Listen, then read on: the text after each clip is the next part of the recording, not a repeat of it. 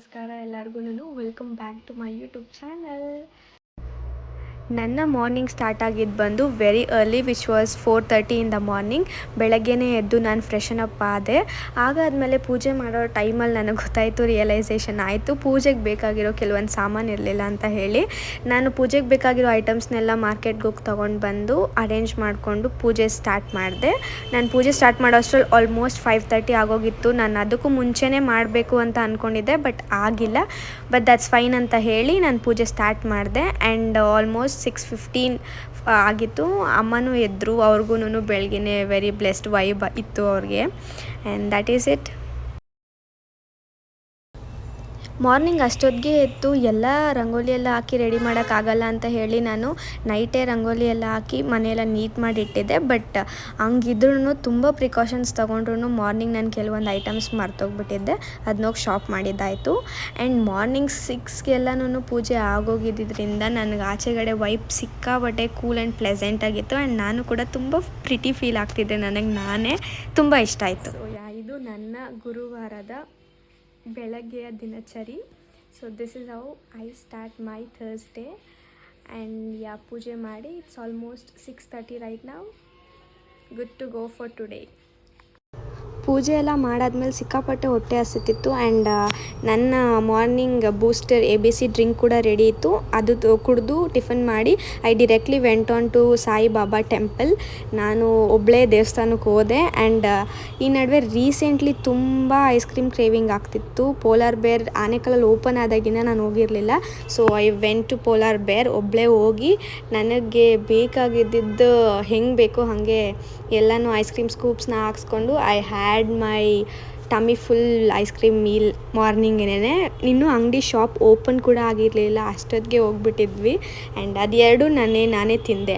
And ಹಂಗೆ on the way ಹೋಗ್ತಾ ನಂಗೆ ಚಾಕ್ಲೇಟ್ ತಿನ್ನಬೇಕು ಅಂತ ಅನಿಸ್ತು ಅಂತ ಹೇಳಿ ಐ ವೆಂಟ್ ಆನ್ ಟು ಮೋರ್ಗೆ ಹೋಗಿ ಅಲ್ಲಿ I took Fuse and chocolates ತೊಗೊಂಡು ಬಿಲ್ಲಿಂಗ್ ಮಾಡಿಸಿ ಅಲ್ಲಿ ಯಾವುದೇ ರೀತಿ ಲೇಟ್ ಮಾಡ್ದಿರ I came to the studio. 2 days back ಅಷ್ಟೇ ಬ್ಯೂಟಿಷಿಯನ್ ಟ್ರೈನಿಂಗ್ ಅವ್ರದ್ದು ಬ್ಯಾಚ್ ಸ್ಟಾರ್ಟ್ ಆಗಿತ್ತು, ನ್ಯೂ ಬ್ಯಾಚ್. ಆ್ಯಂಡ್ ಅವರೆಲ್ಲ ಬಂದು ಮಾರ್ನಿಂಗೇ ಪ್ರಾಕ್ಟೀಸ್ ಮಾಡ್ತಿದ್ರು. ನನಗೆ ಅಲ್ಲಿ ಹೋಗಿದ ತಕ್ಷಣ ಫ್ರೆಶ್ ಫೀಲ್ ಇತ್ತು. ಆ್ಯಂಡ್ ನನಗೂ ಪ್ರಾಕ್ಟೀಸ್ ಮಾಡಬೇಕು ಅಂತ ಅನಿಸ್ತು. ಐಬ್ರೋಸ್ ಅದಕ್ಕೋಸ್ಕರ ನಾನು ಆಶಾ ಕೈ ಮೇಲೆ ಟ್ರೈ ಮಾಡ್ತಿದ್ದೆ.